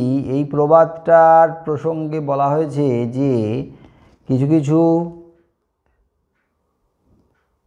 ওই বিজ্ঞান বিষয়ক রচনা লিখতে যাওয়া লেখকদের বিজ্ঞান বিষয়ক জ্ঞান এত নগণ্য যে তার ফলে সবথেকে বেশি পাঠকরা ক্ষতিগ্রস্ত হয়েছে, ভুল ভাল বিজ্ঞান শিখেছে। তার মধ্যে লেখক বলছেন, কিছুদিন আগে একটা পত্রিকায় দেখেছে, প্রকাশিত হয়েছিল, অক্সিজেন বা হাইড্রোজেন স্বাস্থ্যকর বলে বৈজ্ঞানিক যুক্তি নেই, তারা জীবের বেঁচে থাকার পক্ষে অপরিহার্য অঙ্গ মাত্র। বোঝো অবস্থা, অক্সিজেন নাকি বেঁচে থাকার অঙ্গ মাত্র। তবে ওজোন গ্যাস স্বাস্থ্যকর। ওজোন গ্যাস স্বাস্থ্যকর নাকি? না না স্যার, ওজন গ্যাস অনেক বড় অস্বাস্থ্যকর। তার মানে এখান থেকে ভুল তথ্য পাঠকেরা শিখল।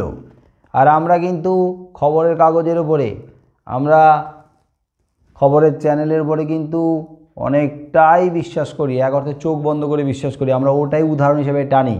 আমরা যখন কারোর সঙ্গে তর্ক হয় না, তখন কিন্তু আমরা বলি, জানিস পেপারে দিয়েছিল, ওইটা ওই খবরটা পেপারে প্রকাশ হয়েছিল, পেপার থেকেই শুনে বলছি আমি। তার মানে কি, আমরা পেপারের উপরে, খবরের চ্যানেলগুলোর উপরে ডিপেন্ডেন্ট তো। আর ওরা আমাদের সেই দুর্বলতার ফায়দাটা নেয়।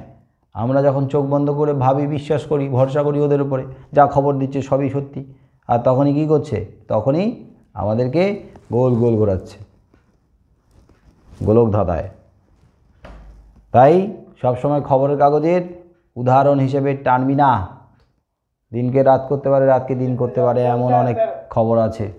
স্যার আগের বছরই স্যার এরকম হয়েছে, আনন্দবাজার পত্রিকার যে সম্পাদকীয় কলম আছে, মানে যেখানে সাধারণ মানুষ লেখে, ওখানে কোথাকার কোন একটা বোকা লোক লিখেছিল কি জগদীশ চন্দ্র বসু সম্পর্কে।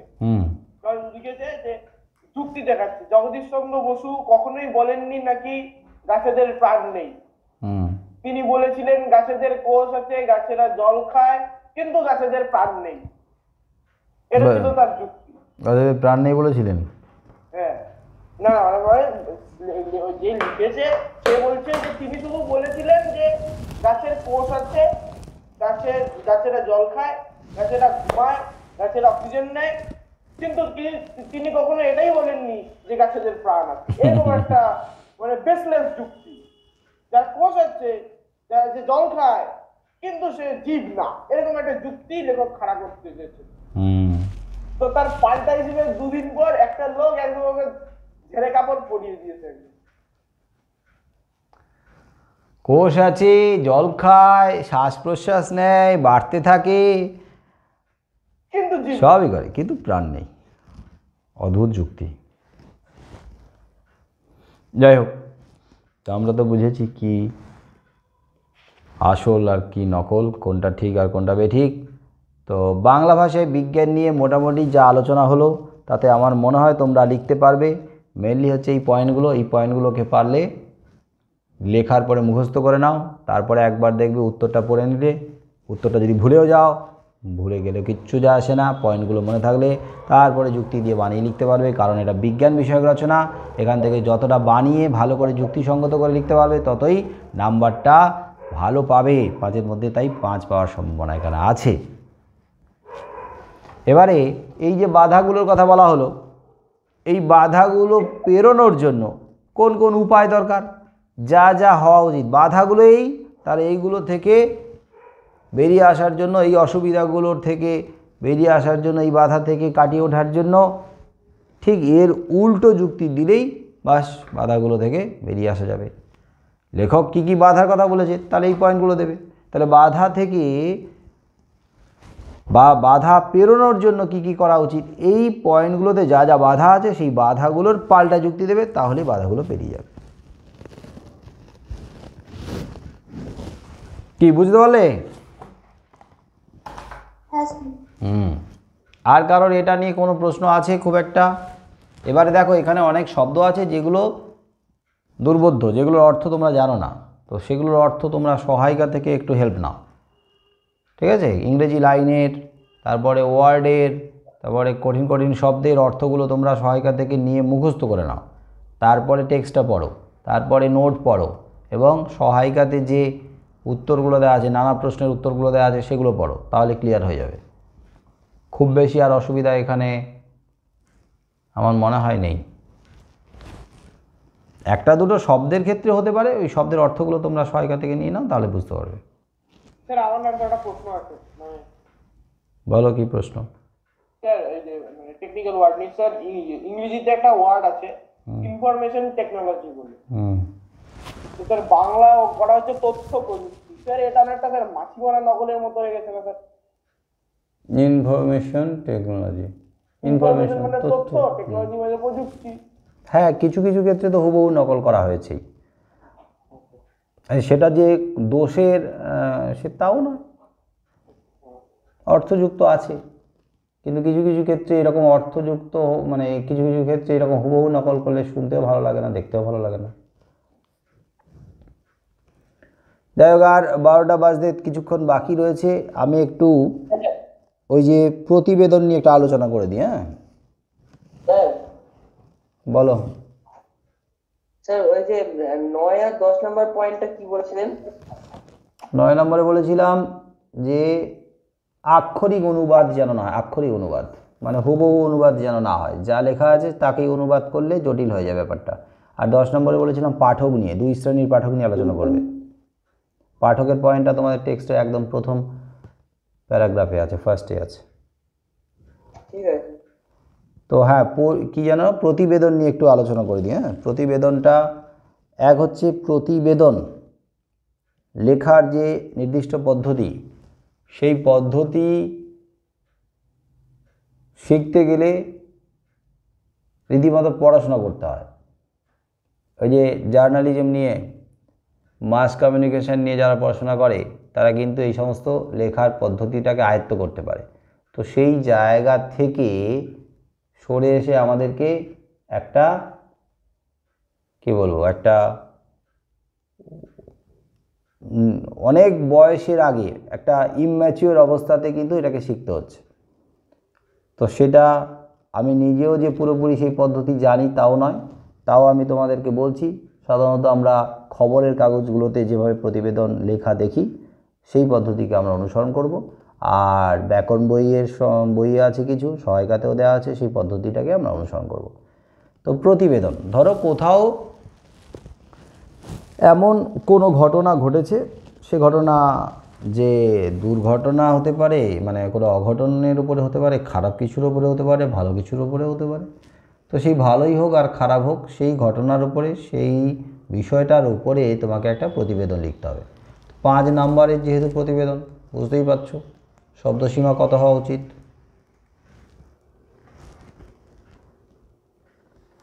$150, তাই তো?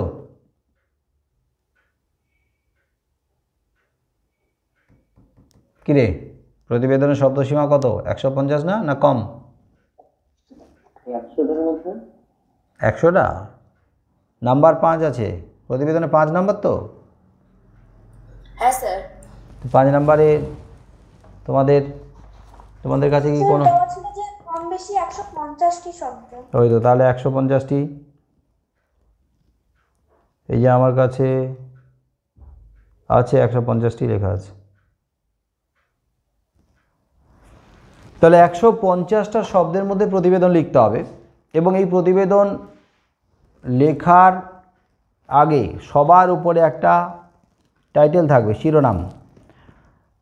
যে কোনো খবরের কাগজে প্রথমে কি থাকে? একটা টাইটেল দেওয়া থাকে, খবরের দেওয়া থাকে তো?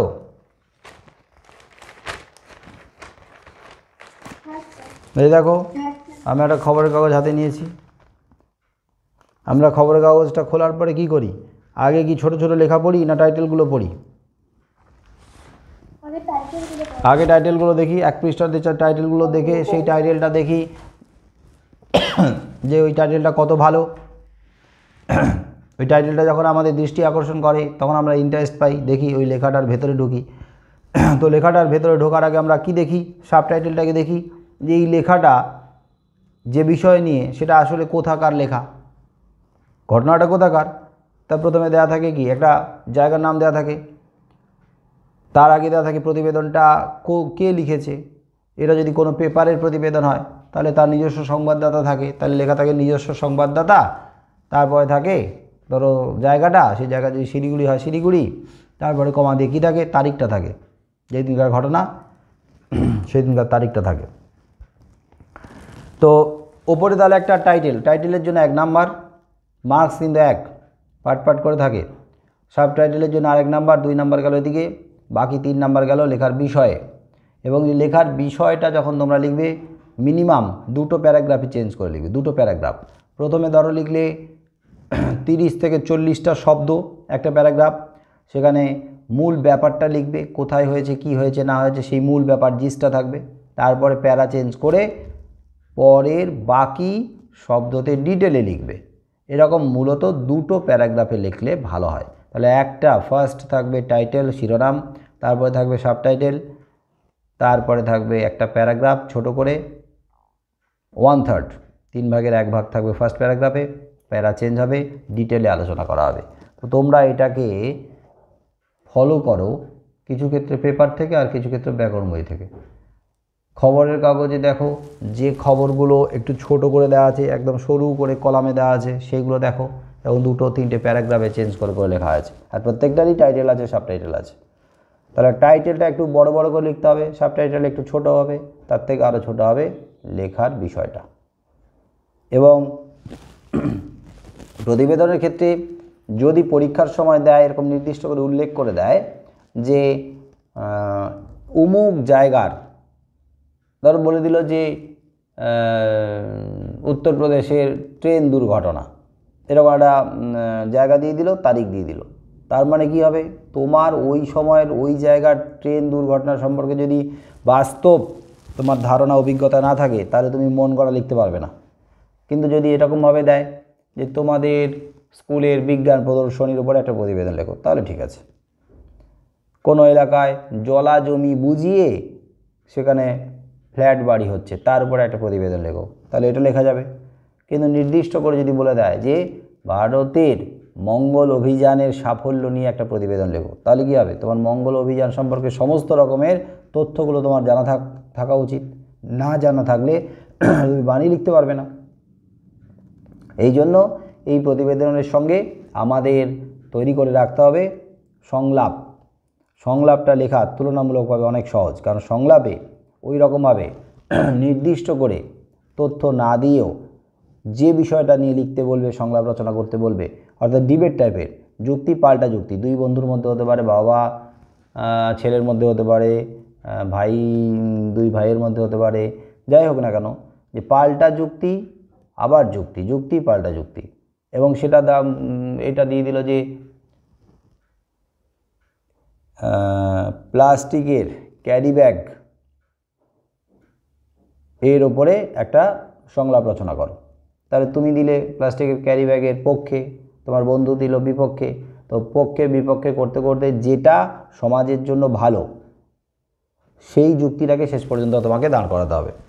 তার মানে প্লাস্টিকের ক্যারি ব্যাগ ব্যবহার করা উচিত নয়। এর ভালো দিক আছে, খারাপ দিকও আছে, কিন্তু খারাপ দিকটা যেহেতু বেশি, শেষ পর্যন্ত তোমাকে খারাপ দিকটাকেই দাঁড় করাতে হবে এবং মানুষকে সজাগ বা সচেতন করতে হবে যাতে এই ক্যারি ব্যাগ আর ব্যবহার না করে।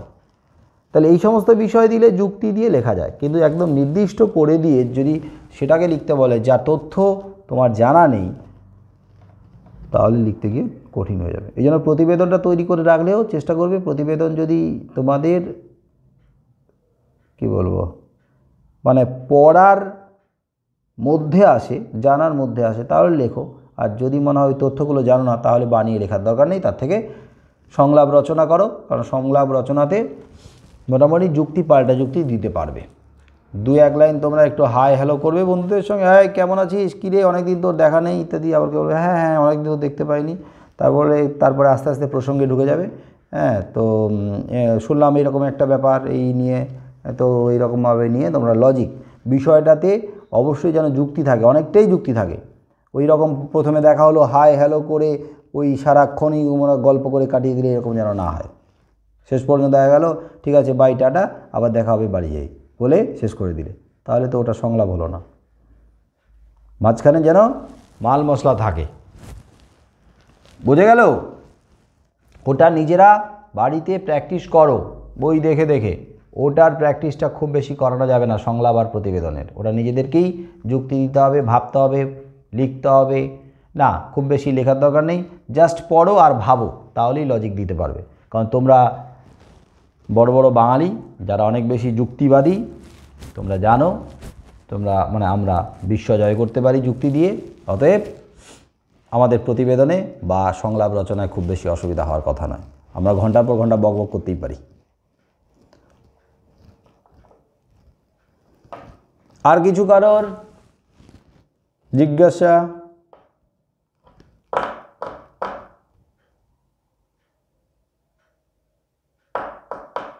কি রে মেসেজ করে যাচ্ছে, কেউ কিছু বলছে না, চ্যাটিং করছে। শোনা যাচ্ছে নাকি শোনা যাচ্ছে না? আমার কথাগুলো শোনা যাচ্ছে? ওকে ওকে ওকে, তাহলে 12টা বাজে। এবারে তোমরা, আচ্ছা গার্লসের কি পরীক্ষা হচ্ছে? না স্যার, বা 10 আর 12-এর তো হচ্ছে না, না? কিন্তু 12-এর তো হচ্ছে বলে আমাকে কে যেন রুটিন পাঠালো। হবে আমাদের, হবে পরীক্ষা, এক্সাম হবে 5 তারিখ থেকে। 10-এর হবে হ্যাঁ কত তারিখে? 5 তারিখে? 5 তারিখ থেকে শুরু হবে। বেশি বেশি তোমাদের স্কুল, সরকার ক্যান্সেল করে দিল। তোমার দিদিমণিদের সময় কাটছে না বাড়িতে মনে হচ্ছে,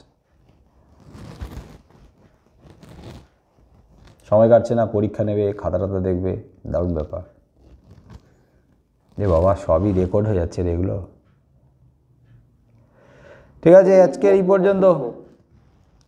গুড নাইট, টাটা।